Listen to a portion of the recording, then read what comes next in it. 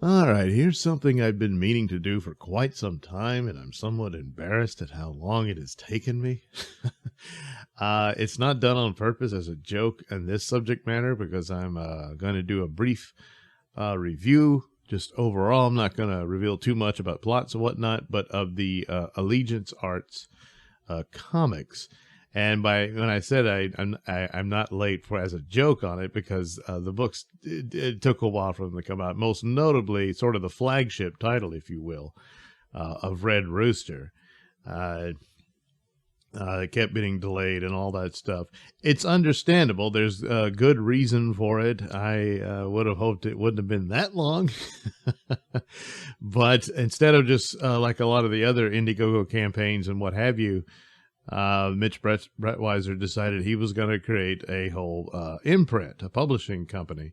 And so there was these other titles that would come along with it, and also to get them into Walmart stores. And so it was an ambitious move on his part, and he managed to pull it off somewhat.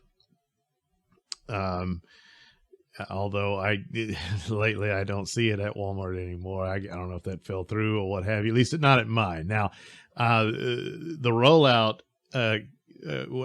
people had examples of it in their stores online and stuff like that, and I would see the setup, and it looked cool and everything. It just wasn't in my local store, even though on the Allegiance Arts website, it showed that it was supposed to be there.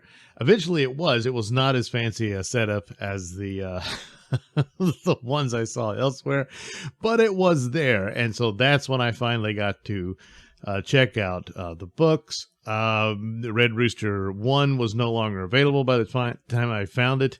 And so I got number 2. And eventually I got to see the whole story when the hardback came in, which is a beautiful book. It's very well done and crafted, and it had its little extra treats in it and all that stuff. But I guess you missed the first issue buying it off of the shelf because the chaos that happened out here, which is, of course, the lockdowns and then 2 hurricanes coming in. And at Walmart, it was just a mess ever since. So that's not on them. So anyway, yeah, there was a big delay for it and whatnot. But the other books I didn't back initially on any campaigns or whatnot, but there they were. So I picked up some copies of them. So haven't been able to see the complete story on those. As for Red Rooster, I did, at least for the first volume. The story has quite the cliffhanger, so it will continue on. And it's very fitting of the art style and the coloring done by Mitch Brettweiser's wife. And it kind of harkens to the era of its time, and that it's almost painterly in its appearance. And it fits into it. A lot of it is the feel I got from Dave Stevens' Rocketeer series of of capturing the zeitgeist of the era, and so there's a bit of that in there too. And it's of a bygone time of superheroics in it, in that there's a rogues gallery already. There's already a super team and everything in a lot of ways. And it's a fun story, and but there's a bit of rather creepy darkness in it, in the undercurrent there, certainly with the villains and whatnot, and of a breakdown of relationships. And so I was greatly intrigued and pleased with it, and look forward to the further adventures of Red Rooster, which is this odd thing because it's a very serious story, and yet it's this chicken man. There were some silly names that would come out for super characters, superheroes and whatnot, and a lot of them were kind of forgotten and whatnot. So it's kind of in keeping with that. It's almost similar to something like in Hellboy when they introduced Lobster Johnson. What kind of name is that?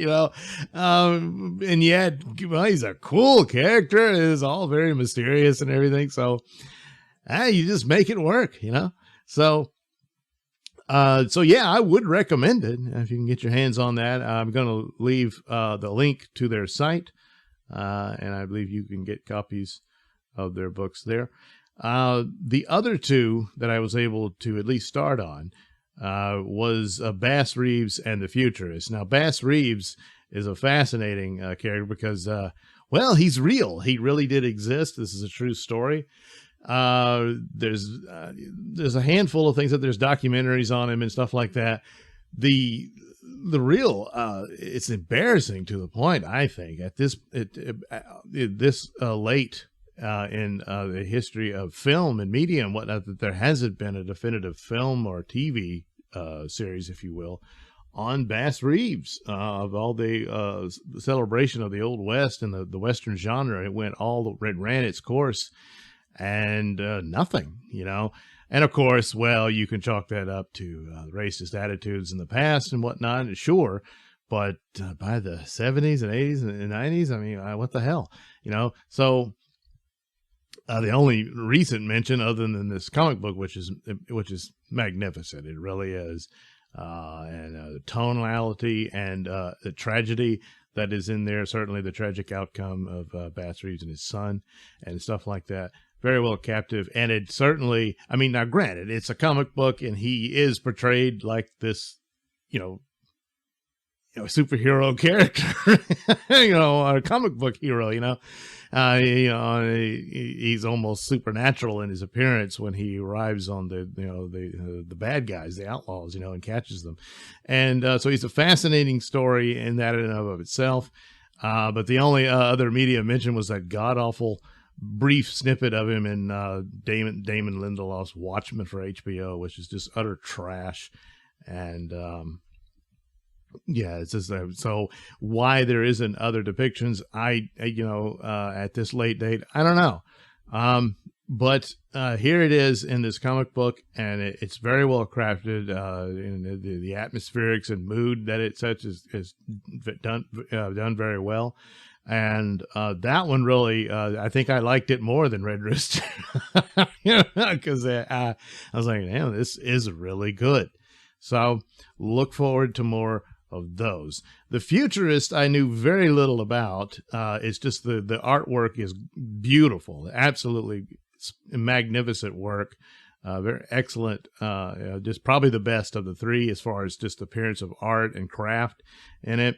But the story is also very interesting, and so it's a bit of a period piece in it, and it goes into mystical things and that sort of thing, and an adventure. There's some sort of almost like Indiana Jones type a feel to it, not entirely that, but there's certainly a pulp type environment to it. And the truth is, all three of these titles do that. They're all very much in the past, the days of yore.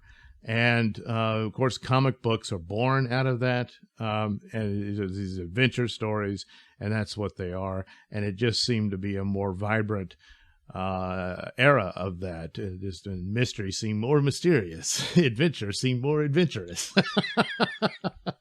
And the sky seemed to be the limit, and maybe it's just because it's been so well tread now, but and not much interest in contemporary times. I don't know. It just provides more escape as the further you get away from those eras, and it becomes more fantastic with age, I suppose.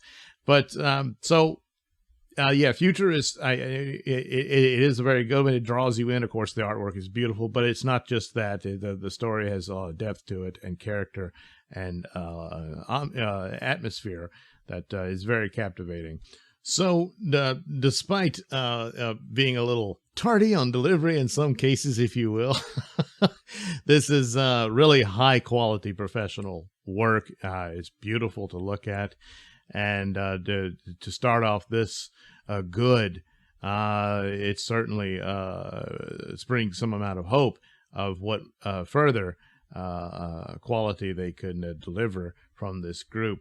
And I think easily one of the best, if not the best. I mean, some people, they put out some interesting concepts and good stuff, but for this amount and to right off the bat be this good is something to take notice of. And of course, I do recommend you do take notice of Allegiance Art's product.